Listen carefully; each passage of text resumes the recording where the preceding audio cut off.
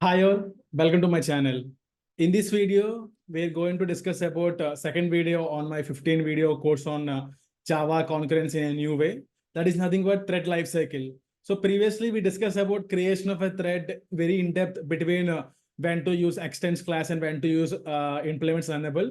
If you missed the video, I'll put the link in description. So please go and watch. So today let's discuss about all the thread lifecycles in detail. And also, I'll also discuss about a real world analogy, like correlating threads with the software world. Like now let's start. Cool. So Java concurrency in a new way. So discussion on thread lifecycle. So the total 6 different states are there in thread lifecycle. One is basically new state, running state, blocked state, waiting state, timed waiting state, and also termination state. So let's go deep about like in depth of what exactly different states. And also once we're done with the explanation, we can also see the demo like real world problem also.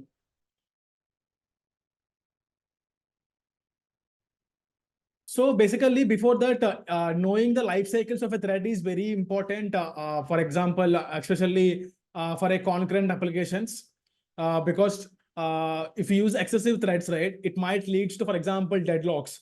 We'll see in the future video how to simulate a deadlock and how to basically what is starvation concept and how to avoid starvation with the fair locking, all those things. So that's why whenever we building a concurrent application, the thread lifecycle is very important. We should know when the thread basically began and also how long the thread we should keep in a waiting state and when we need to interrupt the thread or when we should ideally thread will be terminated. Like so, in order to basically ultimately, right, why we are using this threading in order to improve the response time, right, in order to utilize everything. But if a thread is basically going in a waiting state for so long, that is basically leads to the non-utilization of CPU resources, and also sometimes destruction of a threads also leads to resource crashing. And also for main examples, basically optimizing concurrency, we basically using the threads. For example, we have a thread pools. We'll discuss in future, which will basically help managing thread lifecycle efficiently. We create a pool of threads, for example, 10 threads. We'll reuse the same threads instead of creating a new threads again and again. So there, how basically thread is basically creating and it went in terminate state, and again how basically we are reusing a same thread. We'll discuss everything in detail. Now, basically, let's understand threading in a software analogy. Like so, in simple, what is basically new thread, right? What is a new state? A new state, think of like an employee who hasn't started in the first day at work. They are part of a team but haven't begun any task. So basically, employee came to the office, but he didn't even start any work. He just went to buy like busy in chai. So he's not even take any task, right? Which means that's basically a pre-start stage. We just declare a thread, but we didn't even start the thread. Like that's a basically new state. What is a runnable state? That's where we basically hit the dot run method, as I already discussed previously. So in comes to software terminology also, the new employee has now started the first task and actively working on task or waiting for an assignment. So in a run method, we have like either it can be busy big process. We basically actively work on that, and if you have some waiting state is there, in order to call the next resources, we'll go in a waiting state. Like so, which is nothing but we are actually running runnable state, right? And the next is basically waiting state. Here where thread is basically waiting. Either think of like in a real world. So basically you until unless you got a email, you won't work for a task, because that in order to work for a task, that email is very critical information. Like so, which means you keep on going in a waiting state, right? Think of like basically another thread is basically acquiring a lock. We'll discuss soon what is locks also. But you basically waiting to access the resource, you'll keep on waiting. You went into waiting state.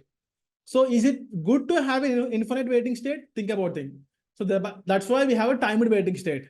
So you think of like, okay, we are waiting for a resource, keep on. But ultimately, system is like we are wasting a system resources, right? But because a thread is keep on in a waiting state for some other process.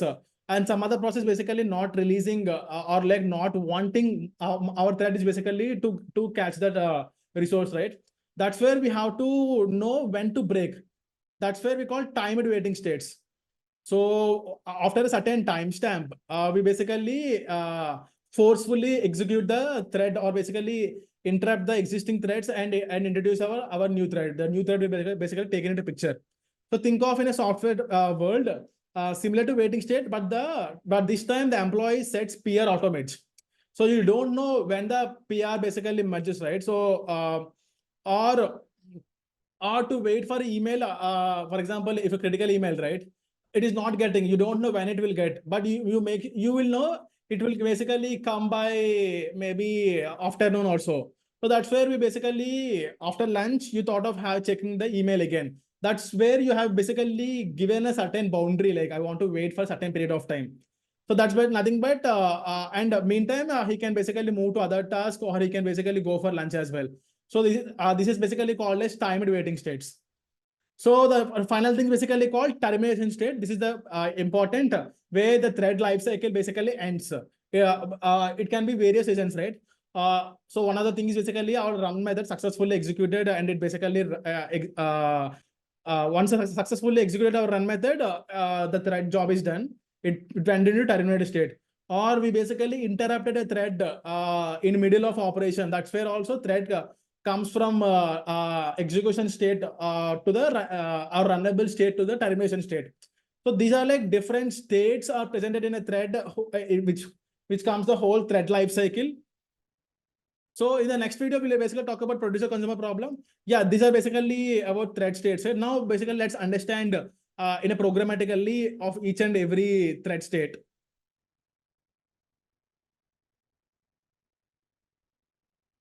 Cool. So now let's simulate how thread lifecycle will work. So here on the thread lifecycle package, I'm creating a class name.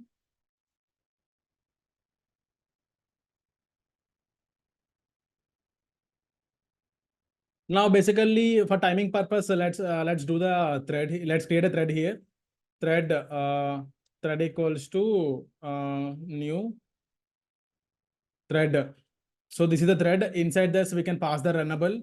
So for now, also we can basically, let's create an anonymous function, anonymous runnable method. Thread is running. So basically, this is nothing but it's a new state. So thread just created, right? It's a new state. Now basically, we need to runnable state, right? It needs to convert into the runnable state. For that, we need to just do the thread dot start.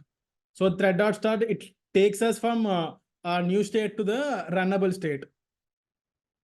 And what else other states are there? One new and also like runnable state. And let's see waiting state, right? So in order to simulate a waiting state, anyway, I'll explain in the producer consumer problem about wait and I'll explain about producer consumer problem about wait and notify. But yeah, for a waiting state, we need to use the thread. Basically, we need to make the lock in a waiting mode. So let's simulate in a simple scenario. We can explain. We can basically discuss more in later videos. For example, if you implement runnable over here, right? So ultimately, you need to override a run method. Yeah. So in fact, so once you let's create a lock. For now, let's don't think more about like what is locking everything. We'll discuss more in the future videos.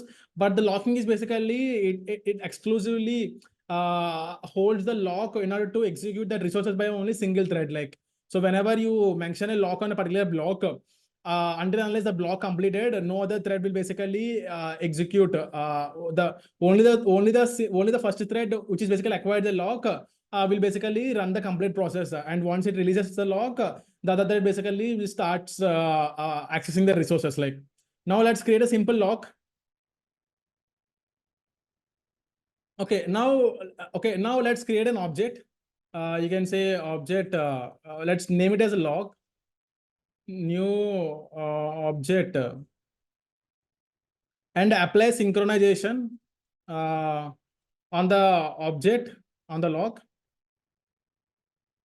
Here basically from the log you can basically go to waiting state. So this anyway surrounded in a try catch like. So here what it will do until unless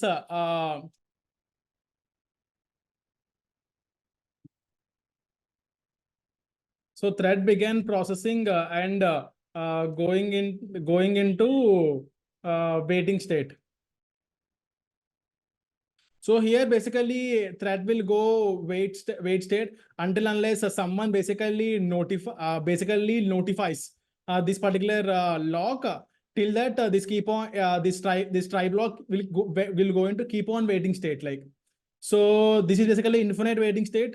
So now we don't want this one, right? Basically it is not good to wait so long. That's why we can basically time bound this operation also, like how many milliseconds we want to wait this particular thread, particular lock, like particular object to wait for the resource. So here I'm basically giving 2000 after waiting for 2 seconds. It's basically forcefully come out from this waiting state. Then it might cause the interrupted exception also in during the time if notifier doesn't notifies the thread to be unlocked.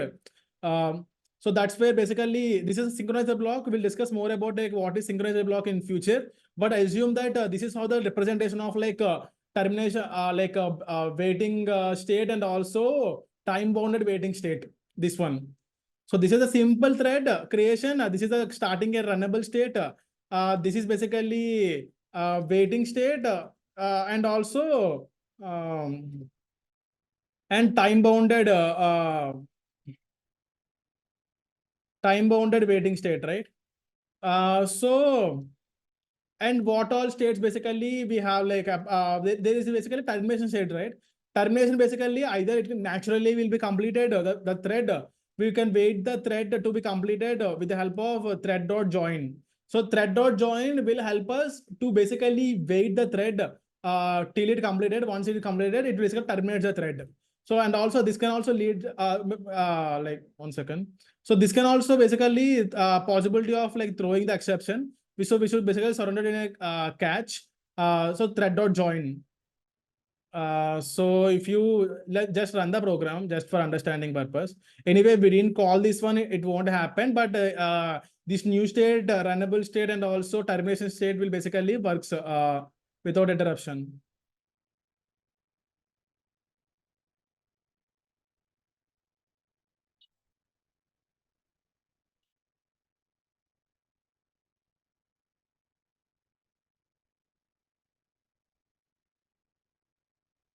So if you see thread is running and also thread is basically waited like and also new state, runnable state and also thread is basically completed, right? And it's executed exit the program like. Yeah. So this is how basically different types of states are there. One is basically new state, runnable state, waiting state, timed waiting state, and also termination state also like. So I hope you got something from this video about whole thread life cycle. In the next video, we basically talk about the famous producer consumer problem where I'll basically code an entire problem, live coding, how the producer works, how the consumer will work and everything explained in detail. So if you like the video, so please subscribe to my channel. Also like please share to your friends so that they will also get benefited from this Java concurrency. Like we'll soon meet in the next video. Till then, bye bye.